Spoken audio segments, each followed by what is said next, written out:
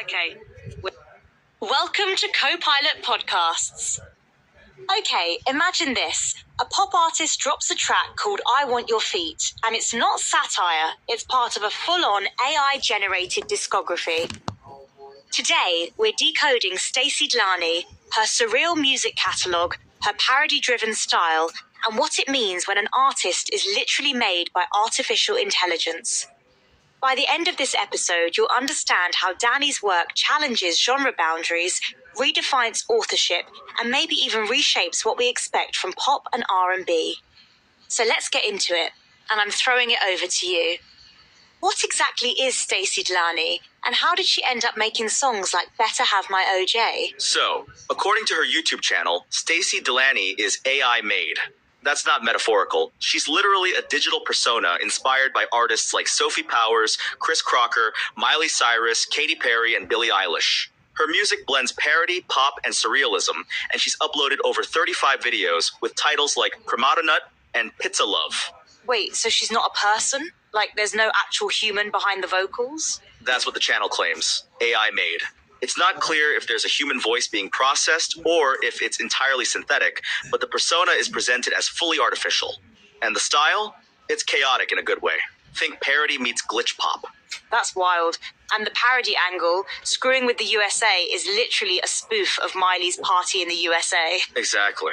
And it's not just parody for laughs, it's got this satirical bite.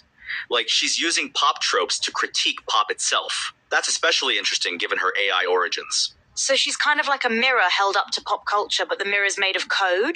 Pretty much. And her inspirations, Chris Crocker and Billie Eilish, are both known for pushing boundaries.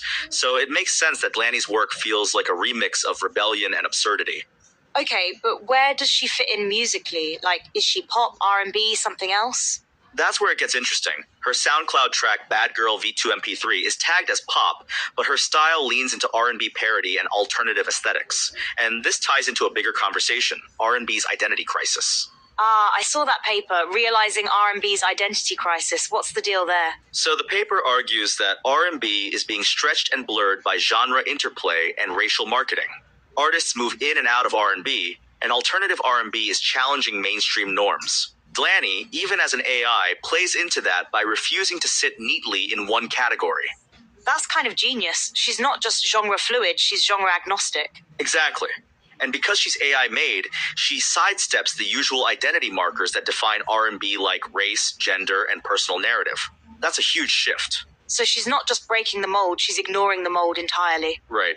And that raises questions about authorship. If an AI can parody pop and critique culture, who's the artist? Who gets credit? And who gets paid? Like, if Triangles gets picked up by a TikTok trend, does the algorithm get royalties? That's the gray zone. Her Discogs page lists no official releases, so she's not in the traditional music economy, but she's definitely in the cultural conversation. And she's got fans, well, 4 subscribers on YouTube, but still. It's niche, but it's growing. And her video, Protect Queer Art, shows she's engaging with identity politics, even if it's through fan-made AI. That one was inspired by Megami from Drag Race, right? Yeah, and it's part of this broader movement of queer digital art. Even though D'lannie's not a person, she's participating in that space. So she's not just parodying pop, she's queering it, glitching it, remixing it. Exactly. And that's what makes her fascinating. She's not trying to be mainstream, she's trying to be disruptive. And the titles, Mind in the Gutter, ooh, so fly in the air, they're like meme poetry. Totally. It's like she's channeling internet absurdity into music. And that's very Gen Z. So let's zoom out. What does D'lannie tell us about where music is headed? She shows that music is becoming more about concept than craft. It's about the idea, the persona, the disruption. And AI lets that happen faster and weirder. And maybe more honest? Like, she's not pretending to be deep. She's just weird and unapologetic. Exactly. And that honesty, however synthetic, is part of her appeal. So, when you step back from all this, here's what it really comes down to. Stacie D'lannie isn't just an AI artist. She's a glitch in the system, a parody of pop, and a challenge to everything we think music should be. Right. She's redefining what it means to be an artist in a time when identity, genre, and authorship are all up for grabs. And whether you love her or cringe, you can't ignore her. And maybe that's the point. She's not here to be liked, she's here to be noticed. Like a pop song that makes you laugh, then makes you think. Exactly.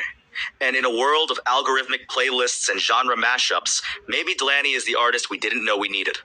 So next time you hear Primadonna or I'll Make You Feel It, don't just scroll past. Ask yourself, who made this? And why does it exist? Because sometimes the weirdest art is the most revealing. And with that, thanks for listening to Copilot Podcasts. If you're still wondering why someone would make a song called Love With Your Waist and Shoes, well, maybe that's exactly the question Stacie D'lannie wants you to ask. See you next time, unless the AI gets there first. And if it does, let's hope it brings snacks and a remix. Or at least a track called Pringles V3. You know what? I'd stream that. Same. Especially if it's got feet references. Always. Thanks for tuning in. Catch you next episode. And remember, pop is weird, and that's why we love it. Especially when it's made by robots. Or when it's about pizza. Or OJ. Or triangles. Or feet. Okay, we're done. Bye. Bye.